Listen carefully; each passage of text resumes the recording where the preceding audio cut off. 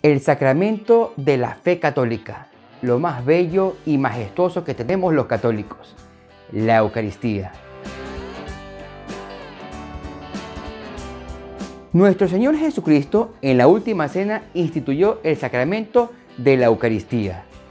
En el Evangelio de Mateo capítulo 26 versículos del 26 al 27, en el de Marcos capítulo 14 versículos del 22 al 25 y en el de Lucas capítulo 22 del 19 al 20, narra que el Señor, reunido con sus apóstoles, tomó el pan, lo partió y lo pasó a sus discípulos diciendo: tomen y coman todos de él, porque este es mi cuerpo.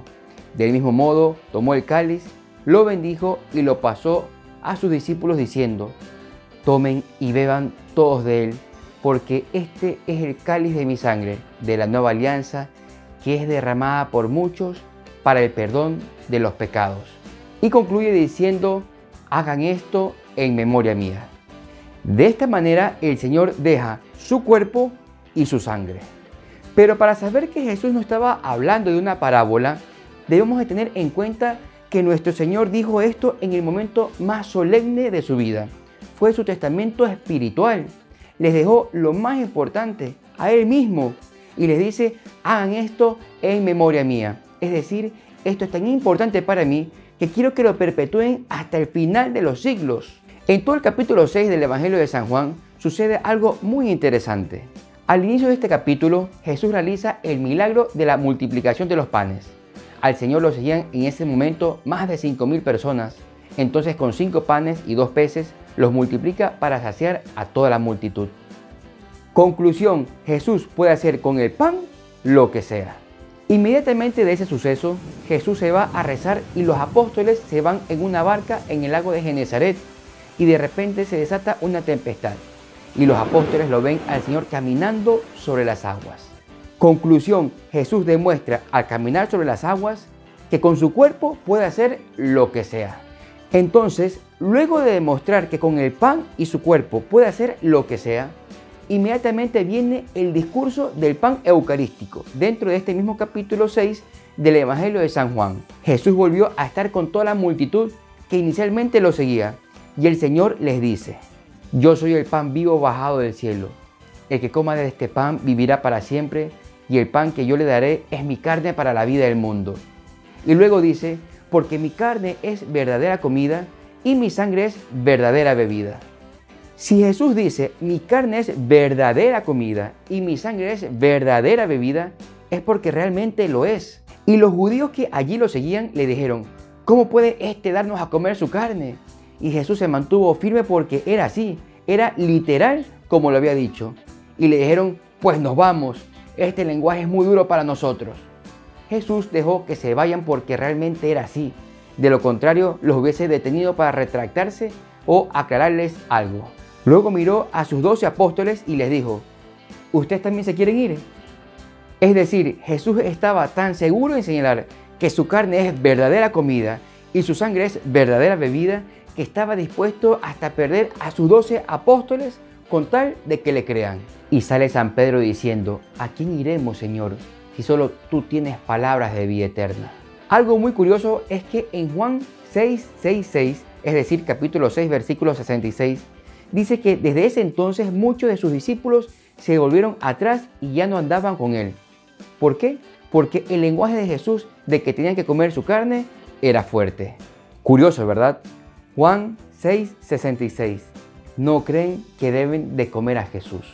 En Hechos de los Apóstoles, capítulo 2, versículo 42 y capítulo 20, versículo 7, narra que los apóstoles se reunían el primer día de la semana, el domingo, para hacer la fracción del pan. En Lucas capítulo 24, del 13 al 35, 2 discípulos del Señor iban camino a Emaús el domingo, día en que Jesús había resucitado. Pero estos 2 discípulos tenían los ojos retenidos y no pudieron reconocer a Jesús, que se les apareció en el camino. Mientras caminaban, Jesús iba explicándoles sobre las Escrituras, pero sin poder reconocerle. Cuando llegaron al pueblo, le pidieron que se quede con ellos. Y cuando estaban en la mesa, Jesús tomó el pan, pronunció la bendición, lo partió y se lo iba dando a sus discípulos. Entonces se les abrieron los ojos y lo reconocieron, pero él desapareció de su lado. Dice la Sagrada Escritura que ellos lo reconocieron cuando Jesús hizo la fracción del pan. En 1 Corintios, en el capítulo 11, versículos del 23 en adelante, el apóstol San Pablo narra lo que él recibió y que a su vez lo transmitió a la gente.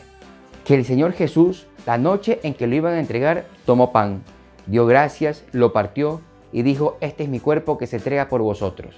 Haced esto en memoria mía. Asimismo, tomó el cáliz después de cenar y dijo: esta copa es la nueva alianza en mi sangre.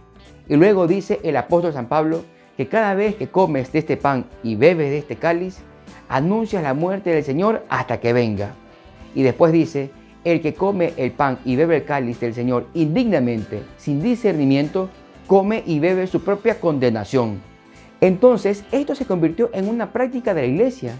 Los cristianos entendían que celebrar la Eucaristía, la fracción del pan, era hacer algo que el Señor les había mandado.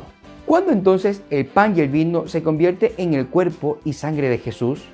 En la Eucaristía, en la misa, cuando el sacerdote invoca al Espíritu Santo colocando sus manos encima del pan y el vino para que se conviertan en el cuerpo y sangre de Jesús. Es lo que conocemos como la transubstanciación.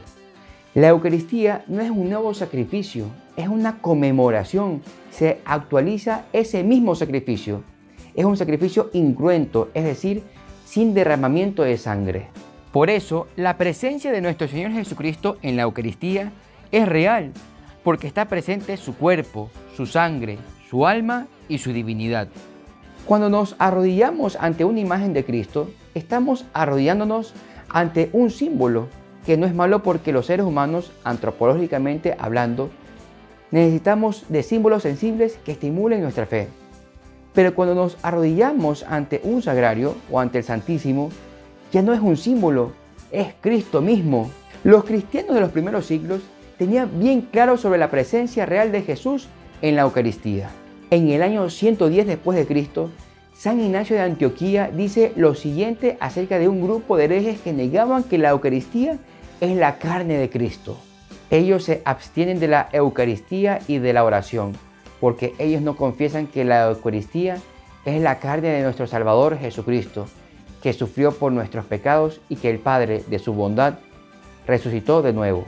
San Cirilo de Jerusalén decía lo siguiente: porque así como el pan y el vino de la Eucaristía antes de la invocación de la Santa y Adorable Trinidad son simple pan y vino, así después de la invocación el pan se convierte en el cuerpo de Cristo y el vino en la sangre de Cristo.